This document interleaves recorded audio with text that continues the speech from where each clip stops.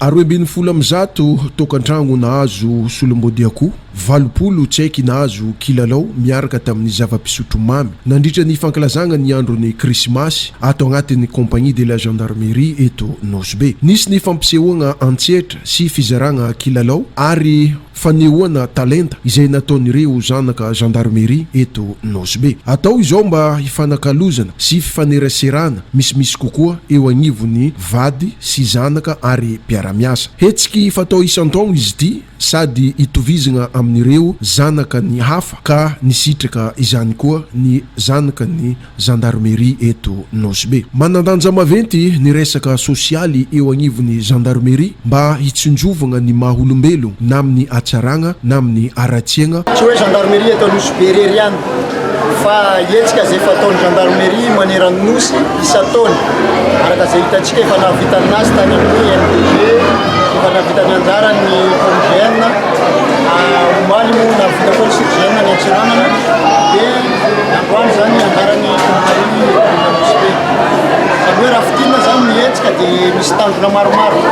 Tanjona voalohany moa zany dia ny fanehoana amin'ilay ankizy sy ny zanaka gendarme fa efa tonga amin'ny fety zany reto zay atao anatin'ny fianakavian'ny gendarmerie zany dia miary ilay ankizy araka zay hitantsika misy ny fizarana kilalao ho an'ny ankizy, misy ny fizarana vatomamy, ny zava-pisotro mamy ho an'ny ankizy dia mba ahafahan'ilay ankizy hiaina tanteraka ao anatin'ny zany hoe fetin'ny Noël ho an'ny ankizy zay. Dia ny tanjona faharoa moa zany dia misy koa ny fizarana panier garni ho an'ny social ny gendarmerie eto Nosbe.